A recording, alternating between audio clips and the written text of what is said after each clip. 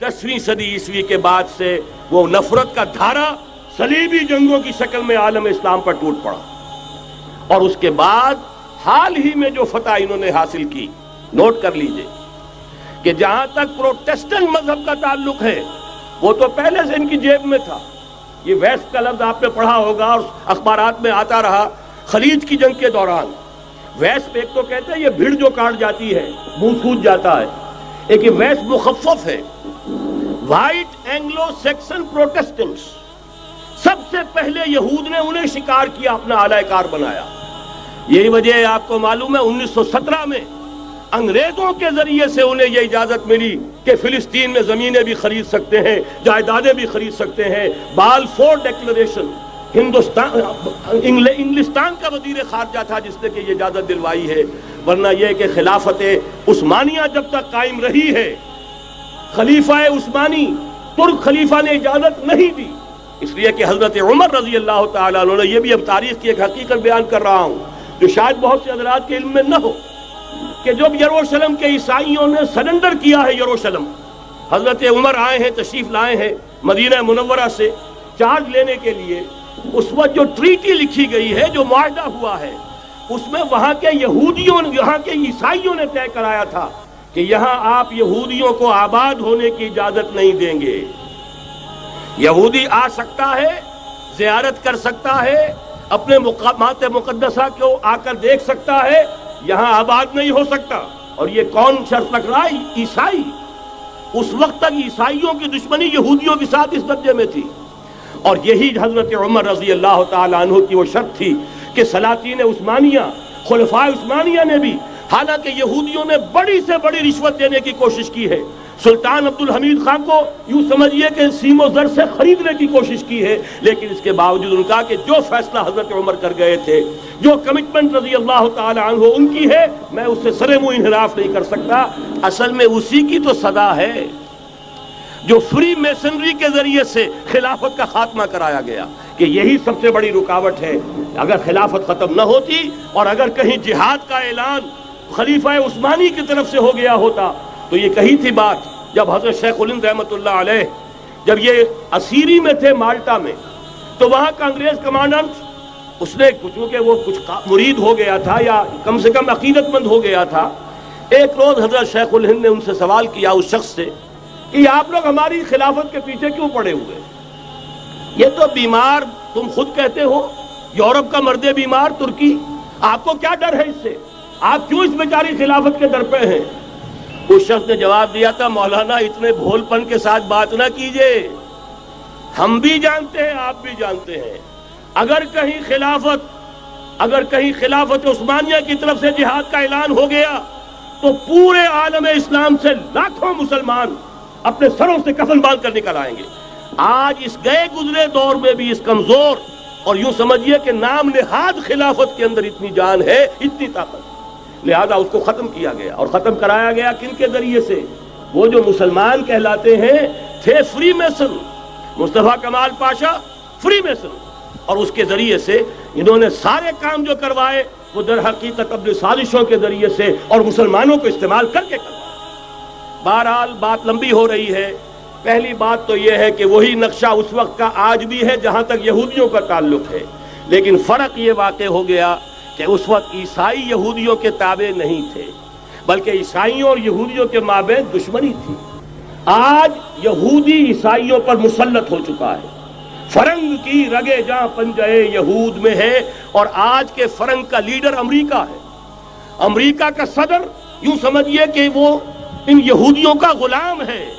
मजाल नहीं कि उनकी मर्जी से इधर से उधर हो जाए, और अगर कोई गलती से इधर से उधर हो जाए तो उसका पत्ता चाक हो जाएगा। आप देखिए क्या हशर हुआ है बुश का, हालांकि बहुत बड़ा हीरो बनकर निकला था गल्फ वॉर से, लेकिन जरा सा एक बयान दे दिया था कि जो इसराइल को पसंद नहीं आया, तो जो इलेक्शन में चारों शाने चित हुआ है उसका जो हशर हुआ है वो देख लीजिए। तो पहली बात तो ये समझ लीजिए कि आज भी यहूदी, ये न्यू वर्ल्ड ऑर्डर है, न्यू वर्ल्ड ऑर्डर, और इसमें ईसाई दुनिया उसकी आलाकार है। अब सूरत हाल क्या है? ईसाई दुनिया, मैं एक बात बता रहा था बीच में रह गई, कि जहां तक प्रोटेस्टेंट ईसाई थे वो तो पहले इनके हाथ में थे। हाल ही में इन्होंने जो फतह हासिल की है وہ کیتھولک عیسائیت کو بھی اپنے ہاتھ میں لے لیا ہے۔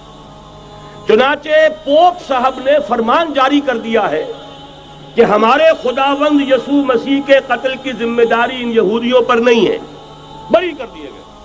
1900 برس کے بعد، بلکہ 2000 برس کے قریب ہو گئے، انہیں ایگزونریٹ کر دیا گیا، ایبسالو کر دیا گیا، ان پر ذمہ داری نہیں۔ نتیجہ یہ نکلا ہے کہ ابھی چند مہینے پہلے جو مذاکرات صلح کے ہو رہے تھے، جن میں یاسر عرفات بھی تھے اور یہ اسحاق رابین گیا ہوا تھا واشنگٹن، وہاں سے واپس آیا ہے تو روم میں رک کر پاپائے روم سے ملاقات کر کے تشریف لائے ہیں، انہیں دعوت دی ہے کہ یروشلم آئیے، اور ویٹیکان نے تسلیم کر لیا ہے اسرائیل کو، اور ویٹیکان کا اب جو ہے ایک ایمبیسی، اس کا جو ہے سفارت خانہ وہ یروشلم میں بننے والا ہے، اور پوپ صاحب بھی وزٹ کرنے والے ہیں۔ گویا کہ یہ گٹھ جوڑ اب مکمل ہو چکا، اب کہیں اس میں کوئی کمی نہیں رہی۔ اس یونائٹڈ فورس کے ساتھ یہ نیو ورلڈ آرڈر اس وقت عالم اسلام پر حملہ آور ہے۔ اب اس میں نوٹ کیجئے کہ اس وقت کی فضا ہے کیا۔ عالم اسلام میں سے عالم عرب ان کے شکنجے میں جا چکا، کیوں بنا کر کھڑے ہوئے ہیں اسرائیل کو ماننے کے لیے اور سر تسلیم خم کرنے کے لیے۔ انہیں بلا کر میڈرڈ میں پیش کیا گیا یہودیوں کے سامنے کہ تم جن کے ساتھ ایک ٹیبل پر بیٹھنے کو تیار نہیں تھے، میڈرڈ میں آؤ، آؤ اپنا قبرستان دیکھو، یہ اسپین کی سرزمین جہاں تم نے 800 برس حکومت کی تھی، یہ تمہارا قبرستان، یہاں آؤ اور بیٹھو اور ان کے ساتھ بات کرو۔ گئے تھے کہ نہیں تمام فرنٹ لائن سٹیٹس میڈرڈ میں؟ حالانکہ کوئی بین الاقوامی کانفرنس کبھی میڈرڈ میں نہیں ہوئی، یا تو یہ واشنگٹن میں، بعد میں وہ سارے معاملات واشنگٹن میں چلے، شروع وہاں سے کیا۔ اس لیے کہ نیوز ویک کا کچھ عرصے پہلے کور سٹوری جو تھی 1992 is the year of Spain. Why? 1592 was the year of the fall of Granada. 1492 میں 1492 میں غرناطہ کا سقوط ہوا، اور پورے آئیبیرین پیننسولا سے ایک ایک مسلمان بچہ بچہ نکال کر ختم کر دیا گیا، یا زندہ جلا دیے گئے، یا تہہ تیغ کر دیے گئے، یا جہازوں میں بھر بھر کر۔ اور آپ کو معلوم ہے میڈیٹرینین کی حیثیت کیا ہے، خلیج ہے، ایک معمولی سی خلیج، ادھر سے اسپین کا ساحل قریب آ جاتا ہے، اسپین کے ساحل سے جہازوں میں بھرا اور نارتھ افریقہ کے ساحل کے اوپر پھینک کر آ گئے۔ پورے ہسپانیہ میں جہاں 800 برس مسلمان کی حکومت رہی، ایک بچہ بھی مسلمان نام کا موجود رہا۔ یہ تھا 1492، اور اب آیا تھا 1992۔ 1992 is the year of Spain۔ اسی لیے ورلڈ اولمپکس رکھے گئے، وہاں دلہن کی طرح سجایا گیا ہسپانیہ کو، اور بلایا گیا، طلب کیا گیا، سمن کیا گیا تمام دول عرب کو، آؤ یہاں بیٹھو، اور یہاں بیٹھ کر اپنے ان یہودی دشمنوں کے ساتھ مصالحت کی بات شروع کرو۔ بہرحال نوٹ کر لیجئے، عالم عرب جا چکا ہے۔ کوئی دن کی بات ہے، میں سنسنی پیدا نہیں کرنا چاہتا، لیکن حالات اور واقعات سے نگاہیں بند کرنا بھی کوئی دانش مندی کی بات نہیں ہے۔ یہ ایودھیا کی مسجد شہید کی گئی، ابھی یہ ایک بہت بڑا مزار جو ہے شہید کیا گیا، اور اس کے ساتھ کئی مسجدیں شہید کی گئی۔ یہ سب کیا ہے؟ یہ مسلمانوں کی نفس دیکھی جا رہی ہے کہ کوئی غیرت اور حمیت نام کی کوئی شے باقی ہے۔ جیسے علامہ اقبال نے وہ نظم لکھی تھی، عبد القادر روہیلا بڑا ظالم جفاجو کینہ پرور تھا، لیکن یہ کہ اس نے جو ایک ٹیسٹ لیا تھا کہ وہ جو عورتیں ہیں تیموری خاندان کی، ان میں کوئی رمق رہ گئی ہے؟ معلوم ہوا کہ نہیں، کہ غیرت نام تھا جس کا گئی تیمور کے گھر سے، ختم، غیرت نکل گئی۔ اسی طرح ایودھیا کی مسجد، اب چرار شریف، اور یہ کوئی دن کی بات ہے کہ اب مسجد اقصیٰ کا نمبر آیا کہ آیا، اس کے لیے پوری تیاریاں ہو چکی ہیں۔ یروشلم کا مشرقی حصہ خالی کرایا جا چکا ہے، اس کے اندر اب پورا تسلط یہودی کر رہے ہیں، یہاں تک کہ آپ کے یاسر عرفات صاحب نے بھی کچھ نہ کچھ جو ہے احتجاج کی بات کی ہے، حالانکہ اب تک ہر بات مان کر منقار زیر پر تھا، لیکن یہ کہ ایک وقت آتا ہے آخر کار اسے بھی کچھ بولنا پڑ گیا ہے۔ لیکن یہودی اب پیچھے قدم ہٹانے والا نہیں ہے۔ ان کا تھرڈ ٹیمپل، تیسری مرتبہ ہیکل سلیمانی تعمیر ہونا ہے، نوٹ کر لیجئے، ان کے لیے وہ وہی کچھ ہے جو ہمارے لیے کعبہ ہے. ان کے لیے ہیکل سلیمانی بالکل وہی حیثیت رکھتا ہے جو ہمارے لیے کعبہ. وہ ہیکل سلیمانی ایک مرتبہ پہلے نبوکدنضر کے ہاتھوں مسمار ہوا، پھر سن 70 عیسوی میں ٹائٹس کے ہاتھوں مسمار ہوا. سن 70 کے بعد آج 1995 میں کتنے برس ہو گئے؟ پورے 1925 برس ہو گئے کہ ان کا کعبہ زمین بوس پڑا ہوا ہے. اب تک تو ان کا بس نہیں تھا، اب تو بس ہے کہ نہیں؟ اب ان کی حکومت ہے کہ نہیں؟ اب شاہ حسن ہو چاہے شاہ حسین، ان کے نوکر اور چاکر ہیں یا نہیں؟ اب انہیں ڈر کس کا ہے؟ لہذا کوئی دن کی بات ہے مسجد اقصی شہید ہوگی اور ٹیمپل کی تعمیر شروع ہوگی. یہ تو بہرحال ایک نقشہ ہے. اگلا نقشہ آپ کو بتانا چاہتا ہوں، ایک دوسری تصویر ہے. یہ تصویر ہے زمینی، ایک تصویر ہے آسمانی. وَمَكَرُوا وَمَكَرَ اللَّهُ وَاللَّهُ خَيْرُ الْمَاكِرِينَ. انہوں نے اپنی سی تدبیریں کی، اللہ نے اپنی تدبیر کی، اور ظاہر بات ہے اللہ کی تدبیر سے بہتر تدبیر کس کی ہوگی؟ چنانچہ یہودیوں کی سازشیں اس وقت بھی ناکام ہوئی تھی یا نہیں؟ ظاہر بات ہے جاء الحق وزهق الباطل ان الباطل کان زہوقا. لہذا یہ آیتیں دونوں اعلان کر رہی ہیں کہ یہودیوں کی سازشیں بالآخر ناکام ہوں گی اور دین حق کا بول بالا ہو کر رہے گا. یہ تو ان آیتوں سے ظاہر ہے. یریدون لیطفئوا نور اللہ بافواہہم واللہ متم نورہ ولو کرہ الکافرون.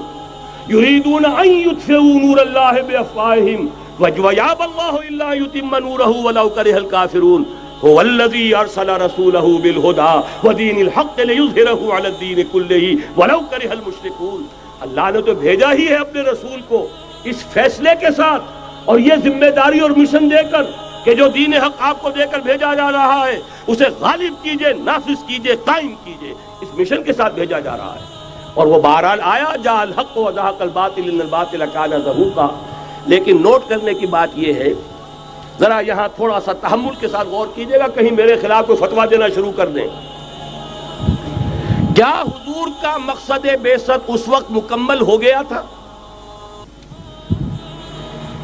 ایک درجے میں ہو گیا کہ جزیرہ نما عرب پر اللہ کے نور کا بھی اتمام ہو گیا، اللہ کا دین بھی غالب ہو گیا. ہو گیا کہ نہیں ہو گیا؟ لیکن کیا محمد الرسول اللہ صرف عرب کے لیے بھیجے گئے تھے؟ قرآن کہتا ہے ببانگ دہل وَمَا أَرْسَلْنَاكَ إِلَّا كَافَّةً لِلنَّاسِ بَشِيرًا وَنَذِيرًا. اے محمد صلی اللہ علیہ وسلم، ہم نے نہیں بھیجا ہے آپ کو مگر پوری نوع انسانی کے لیے بشیر اور نذیر بنا کر.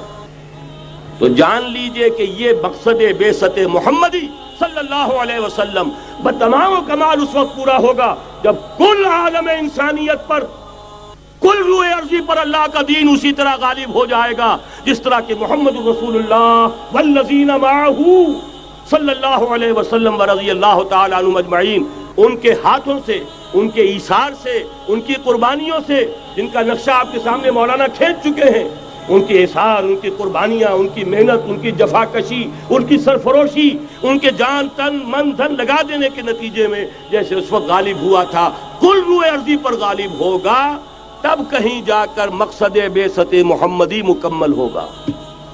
یہی وجہ ہے اقبال نے کہا تھا وقت فرصت ہے کہاں، کام ابھی باقی ہے، نور توحید کا اتمام ابھی باقی ہے.